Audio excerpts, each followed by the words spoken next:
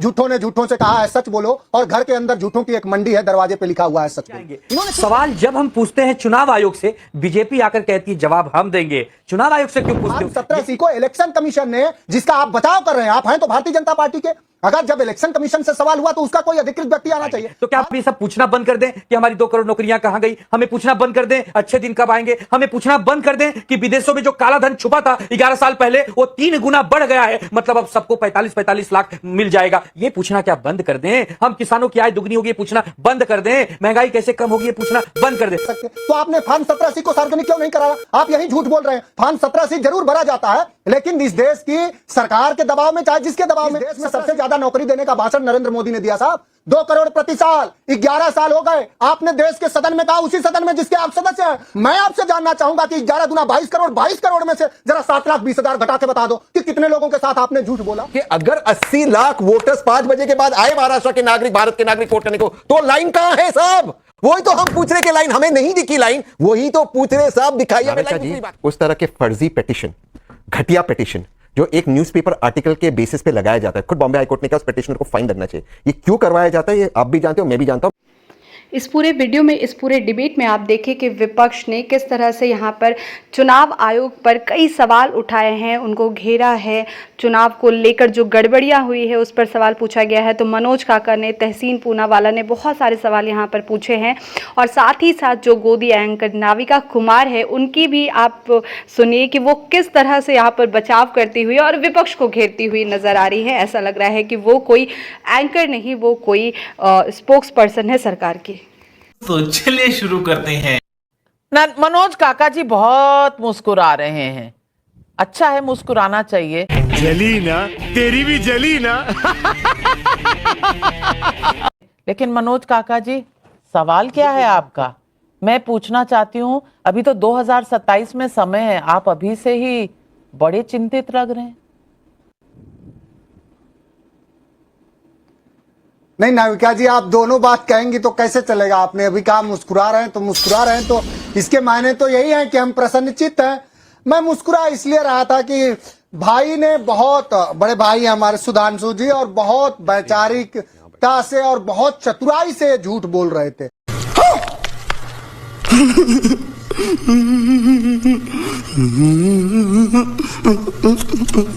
इन्होंने एक आध शेर शायरी का, एक शायरी और है कि झूठों ने झूठों से कहा है सच बोलो, और घर के अंदर झूठों की एक मंडी है, दरवाजे पे लिखा हुआ है सच बोलो।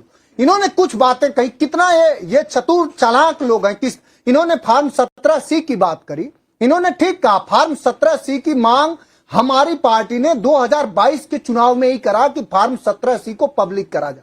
लेकिन साहब, फॉर्म 17 को इलेक्शन कमीशन ने, जिसका आप बचाव कर रहे हैं, आप हैं तो भारतीय जनता पार्टी के, अगर जब इलेक्शन कमीशन से सवाल हुआ तो उसका कोई अधिकृत व्यक्ति आना चाहिए। फॉर्म 17 को देश की इलेक्शन कमीशन ने यह कहने से सार्वजनिक नहीं करा, इलेक्शन कमीशन ने, कि वो हमारे वैधानिक फ्रेमवर्क का चीज है, उसको हम सार्वजनिक नहीं कर सकते। तो आपने फॉर्म 17 को सार्वजनिक क्यों नहीं कराया? आप यही झूठ बोल रहे हैं। फॉर्म 17 जरूर भरा जाता है, लेकिन इस देश की सरकार के दबाव में, चाहे जिसके दबाव में, 17 फॉर्म को इस देश का निर्वाचन आयोग उजागर नहीं करता। एक झूठ आपका ये पकड़ा गया। आप तेजस्वी पे जा रहे थे 20 लाख नौकरी का, 20 लाख, 2 करोड़ में से 20 लाख घटा रहे थे। इस देश में सबसे ज्यादा नौकरी देने का भाषण नरेंद्र मोदी ने दिया साहब। बात तो सही है। 2 करोड़ प्रति साल, 11 साल हो गए। आपने देश के सदन में कहा, उसी सदन में जिसके आप सदस्य हैं, कि हम 7 साल में, हम इतने सालों में 7,20,000 दे पाए। मैं आपसे जानना चाहूंगा कि 11 दूना 22 करोड़, 22 करोड़ में से जरा 7,20,000 घटा के बता दो कि कितने लोगों के साथ आपने झूठ बोला। जो सवाल यह है कि ये लोकतंत्र जो लोगों का तंत्र है, हमारी जमहूरियत में, लोकशाही में, हमारी सबकी ये जिम्मेदारी है कि जहां एक वोट के घटने से कोई सांसद हार जाता है, कोई विधायक हार जाता है और एक वोट बढ़ने से जीत जाता है, उस लोकतंत्र में एडीआर की रिपोर्ट है कि 2024 के चुनाव में जितने वोट पड़े उससे 5,38,000 वोट ज्यादा गिने गए। मेरा तो आप पर आरोप है कि आप हमारा फर्रुखाबाद हरा दिए, हम लोगों को बांसगांव हरा दिए। सबसे ज्यादा अगर आपने धांधली उत्तर प्रदेश में नहीं किया होता तो समाजवादी पार्टी कम से कम उत्तर प्रदेश में ही 50 सीट पर होती। मेरा तो आपसे आरोप है, समाजवादी पार्टी पहला ऐसा राजनीतिक दल है जिसने देश के इलेक्शन कमीशन को 2022 चुनाव के बाद 18,000 मतदाताओं का ऐसा दिया एफिडेविट, जिन लोगों ने कहा कि हम लोकसभा के तो वोट में वोट डाल पाए थे, विधानसभा में नहीं डाल पाए। तो इन सब सवालों का जवाब दीजिए। आप बहुत आध्यात्मिकता से और इधर उधर की बात न करिए। गुजारो आपने बात बॉम्बे हाईकोर्ट की, माननीय बॉम्बे हाईकोर्ट की इस पिटीशन की नाविका जी, उस तरह के फर्जी पिटीशन, घटिया पिटीशन जो एक न्यूज़पेपर आर्टिकल के बेसिस पे लगाया जाता है, खुद बॉम्बे हाईकोर्ट ने कहा उस पिटिशनर को फाइन लगना चाहिए। ये क्यों करवाया जाता है ये आप भी जानते हो, मैं भी जानता हूं, मैं कोर्ट के सामान बहुत सम्मान करता हूं कोर्ट का, मैं इस डिटेल में ज्यादा नहीं जानता था। फर्जी पिटिशन मैंने बहुत अपनी जिंदगी में देखे और ये होना ही था, और ये बिल्कुल होना ही था। प्रकाश अंबेडकर का पिटीशन था? नहीं, उनका पिटीशन नहीं था, उन्होंने आर्ग्यू किया, पिटिशनर को भी मैं जानता हूं। और मैं आपके शो पे कहता हूं, मैं माननीय प्रकाश अंबेडकर जी को सिंघवी जी भी थे ना, जितना अच्छा मैं माननीय प्रकाश अंबेडकर जी को जानता हूं, शायद ही कोई और जानता होगा उनके व्यक्तिगत तौर से। मैं इससे ज्यादा नहीं बोलूंगा। मैं दूसरी चीज पे उस पिटीशन में नहीं थे वो। मैं दो चीज बोलूंगा। महाराष्ट्र में एक चीज का आप डिनाई नहीं कर सकते, इलेक्शन कमीशन भी डिनाई नहीं कर रहा, कि 2024 के लोकसभा चुनाव के बाद 2024 के असेंबली चुनाव के वक्त करीबन 40 लाख वोटर्स इंक्रीज हुए। उसका वेरीफाइबल रीडेबल डेटा दे दीजिए, कौन मना कर रहा है? दूसरी चीज, और मैं अपनी बात यहां समाप्त करता हूं, 5 बजे के बाद करीबन 78 लाख वोट, करीबन 80 लाख वोट घटे, 7.8% वोट बढ़ा और 78 लाख वोट डाले गए। उसके जो वीडियो रिकॉर्डिंग है, जो माननीय हाईकोर्ट ने कहा था दे, और केंद्र सरकार ने वो लॉ को चेंज किया रेट्रोस्पेक्टिवली, वो वीडियो रिकॉर्डिंग दे दे, इलेक्शन कमीशन की बात मान लेगी। ये दो चीज जो देना है वो क्यों नहीं दे रहे? सुधांशु जी का मैं बहुत आदर करता हूं, मान्यवर ने सारी बातें की, जो सवाल पूछा उसी की बात नहीं की, उनकी बात नहीं की उन्होंने।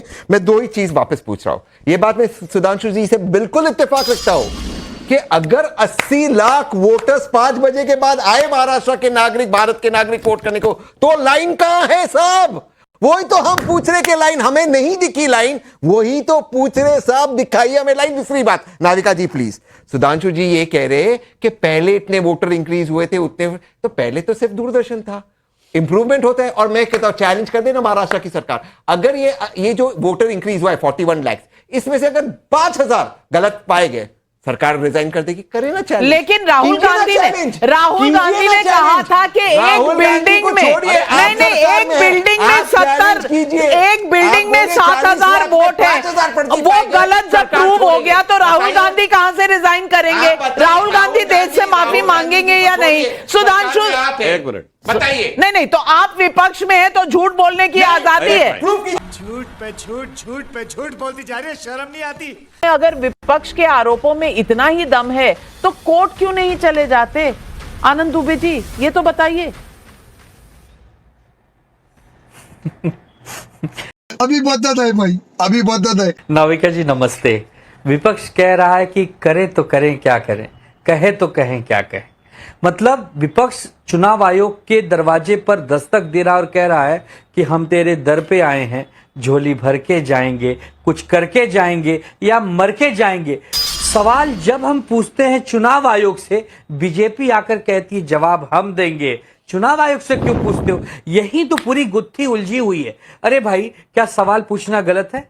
क्या अगर कहीं अनियमितता बरती गई है तो उसका विरोध करना गलत है? अभी सुधांशु भाई कह रहे थे कि 93-94 हजार बूथ है, 89 जगह गलतियां हुई। अरे 89 जगह हुई हो चाहे 5 जगह हुई हो, हम उस 5 जगह की बात करेंगे। तो क्या हमारी गलती है? नहीं।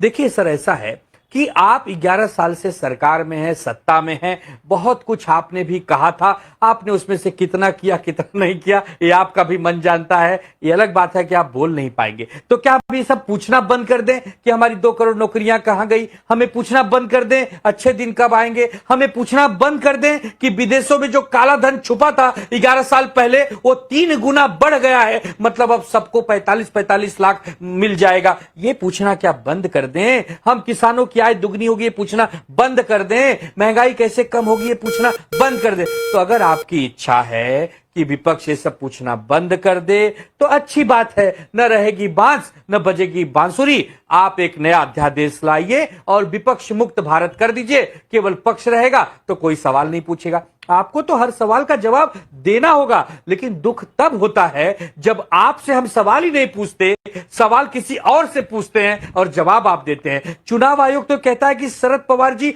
नकली पार्टी के नेता हैं, उन्होंने तो राष्ट्रवादी बनाई नहीं, राष्ट्रवादी तो अजीत दादा ने बनाई। चुनाव आयोग कहता है उद्धव ठाकरे जी तो नकली शिवसेना के नेता हैं, असली शिवसेना तो 2 साल पहले एकनाथ शिंदे ने बनाई। तो चुनाव आयोग कितना महान है ये हमें न बताएं। तो अगर आपकी इच्छा है कि विपक्ष ये सब पूछना बंद कर दे तो अच्छी बात है, न रहेगी बांस न बजेगी बांसुरी। आप एक नया अध्यादेश लाइए और विपक्ष मुक्त भारत कर दीजिए, केवल पक्ष रहेगा तो कोई सवाल नहीं पूछेगा। आपको तो हर सवाल का जवाब देना होगा, लेकिन दुख तब होता है जब आपसे हम सवाल ही नहीं पूछते, सवाल किसी और से पूछते हैं और जवाब आप देते हैं। चुनाव आयोग तो कहता है कि शरद पवार जी नकली पार्टी के नेता हैं, उन्होंने तो राष्ट्रवादी बनाई नहीं, राष्ट्रवादी तो अजीत दादा ने बनाई। चुनाव आयोग कहता है उद्धव ठाकरे जी तो नकली शिवसेना के नेता हैं, असली शिवसेना तो 2 साल पहले एकनाथ शिंदे ने बनाई। तो चुनाव आयोग कितना महान है ये हमें न बताएं।